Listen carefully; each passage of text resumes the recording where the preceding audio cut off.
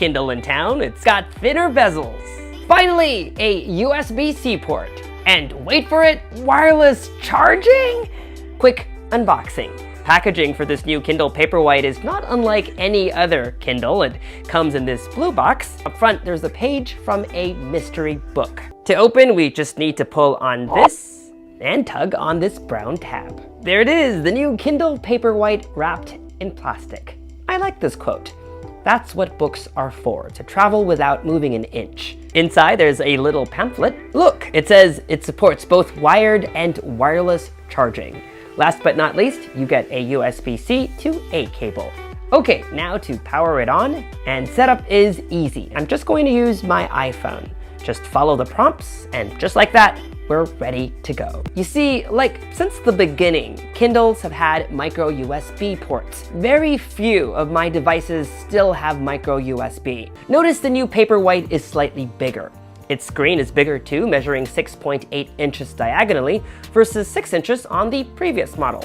That's also thanks to slimmer bezels, which is always a welcome improvement. They both share the same glare-free e-ink screen, but Amazon says this latest e-ink display is also more responsive and has 20% faster page turns, basically allowing you to read in the dark. The previous Paperwhite had 4, the new one has 17, so you get a much brighter screen when set to max brightness. I love reading before going to bed, but I'm very conscious about exposure to blue light. I even wear these blue light blocking glasses after 9 p.m. Thankfully, the new Paperwhite inherits a feature previously found only on the higher end Oasis. It's called adjustable warm light, and it allows your screen to have a warmer tone as day turns to evening. I currently have it set to automatically adjust depending on the time of day, but you can also set a manual schedule. You can also manually set the level of warmth. The size increase and additional weight didn't bother me.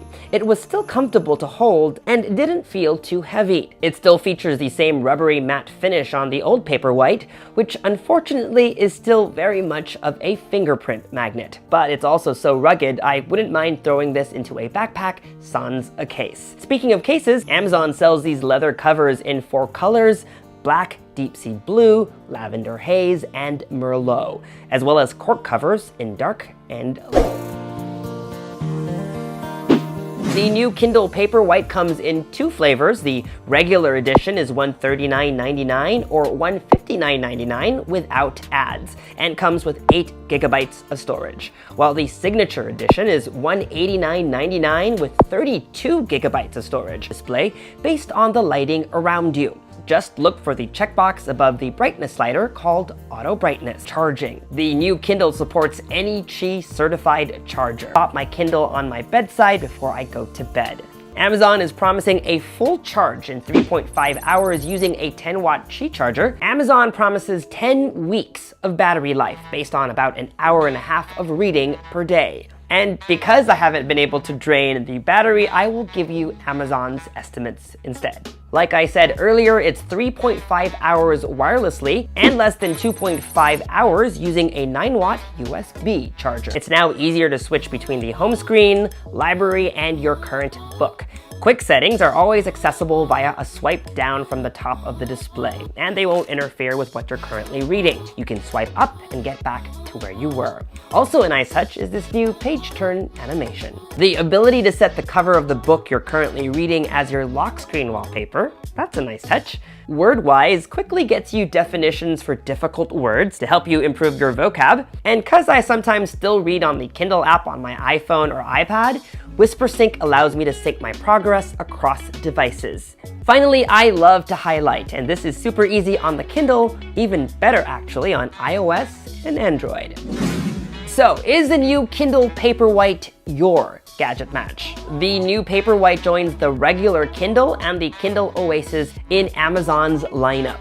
The regular Kindle was only updated last year and starts at $89.99. Because this is your entry-level model, you'll notice the experience isn't as good as the Paperwhite. For example, look at the screen. It's not flushed against the frame. The body feels different too.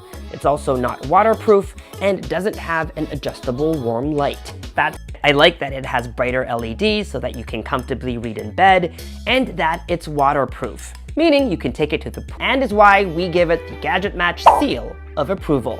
Spend more for the Signature Edition if you've already bought into the wireless charging lifestyle. When it comes to comfort, I still love this Kindle best. I love its ergonomic design, super thin on one side, with a little handle to hold onto on the other. And everyone seems to love the buttons for turning pages. It's also more premium looking and feeling. I love my champagne gold Oasis. That said, apart from being so much more expensive at $250, I'd probably wait it out a bit because for sure Amazon will want to bring USB-C and wireless charging to its most premium model, but all that for another time. Okay, one more round of recommendations.